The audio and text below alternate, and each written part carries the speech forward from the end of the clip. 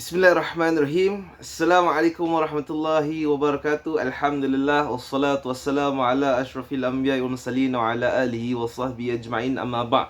Pertama sekali bersyukur kita kepada Allah Subhanahu wa taala kerana dengan limpah dan nikmat kurnianya diizinkan olehnya untuk kita semua meneruskan kehidupan kita sehingga ke saat ini, dapat kita terus menerus mencari redanya, mencari keampunannya dan juga beramal ibadah.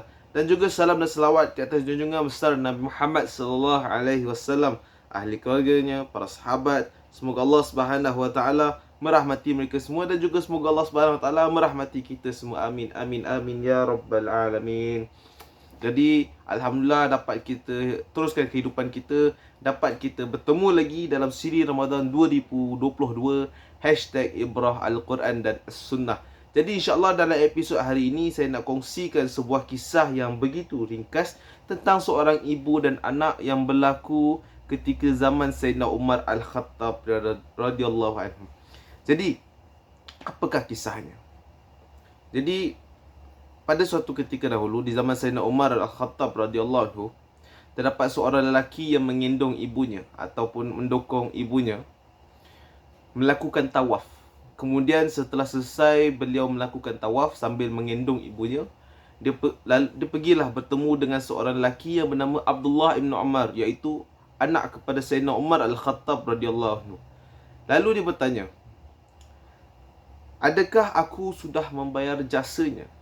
Dia bertanya kepada Abdullah bin Umar, lelaki yang menggendong ibunya tu bertanya kepada Abdullah bin Umar, "Adakah aku sudah membayar jasanya? Ataupun adakah aku sudah membayar jasa ibuku?"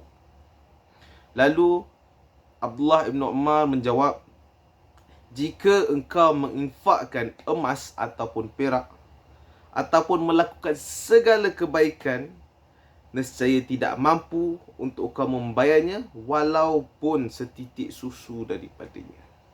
Jadi dapat kita ambil pengajaran daripada kisah ni, iaitu apa kata Abdullah bin Umar, kita ni sebagai anak yang hidup di muka bumi ini, kita buatlah apa-apa kebaikan sekalipun dalam dunia ni, kita tidak akan mampu membayar jasa ibu kita walaupun setitik susu.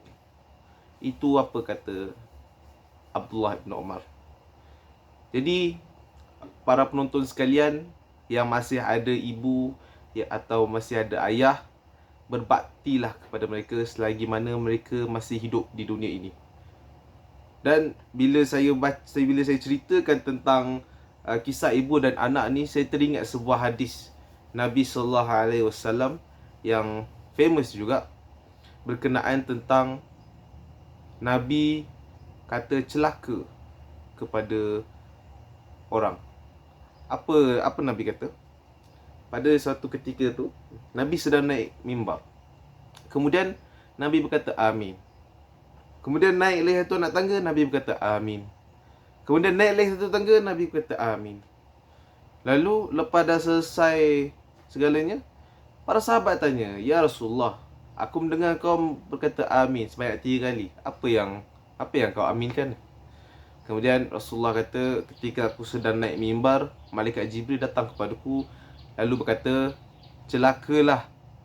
Celakalah mereka yang bertemu dengan bulan Ramadan tetapi keluar daripadanya tanpa mendapat pengampunan daripada Allah Subhanahu Wa Taala." Itu yang pertama. Nabi kata amin. Kemudian yang kedua, Nabi berkata, malaikat Jibril berkata, Celakalah mereka yang sempat hidup bersama kedua-dua ibu bapanya atau salah seorang daripada mereka, tetapi hal tersebut tidak menyebabkan mereka dapat masuk ke dalam syurga. Nabi berkata amin. Dan yang terakhir, malaikat Jibril berkata, "Celakalah siapa yang mendengar nama engkau ataupun mendengar nama Nabi Muhammad dan lalu tidak berselawat ke atas Nabi Muhammad. Celakalah mereka." Nabi berkata amin. Maksudnya selepas yang ketiga tu, maksudnya selepas ni kalau kita dengar ada orang kata Nabi Muhammad atau Rasulullah sallallahu alaihi wasallam atau Prophet Muhammad atau apa-apa saja yang berkaitan dengan Nabi Muhammad, kita perlulah paling kurang sallallahu alaihi wasallam.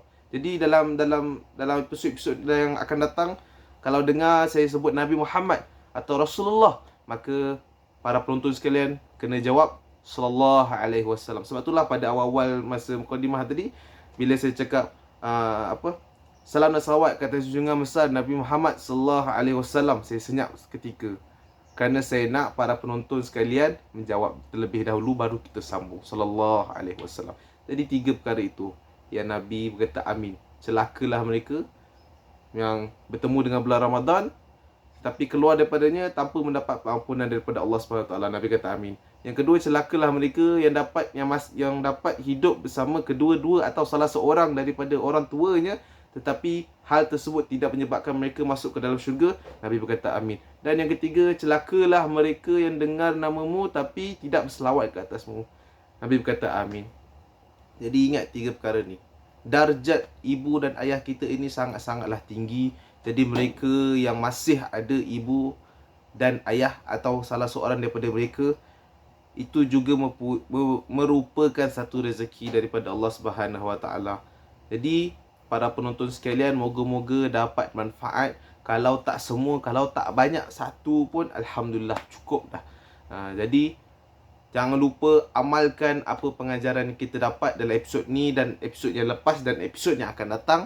Jangan lupa amalkan, jangan lupa kongsikan kepada ahli keluarga dan rakan-rakan kita, saudara mara, semua orang lah senang cerita. Jadi moga-moga kita semua dapat manfaat bersama. Moga-moga kita nanti bila kembali ke hari akhirat dipermudah segalanya, dimasukkan ke dalam syurga Allah tanpa dihisap. Amin, amin, amin ya rabbal alamin. Terima kasih banyak-banyak kerana menonton. Kita jumpa lagi dalam episod yang akan datang.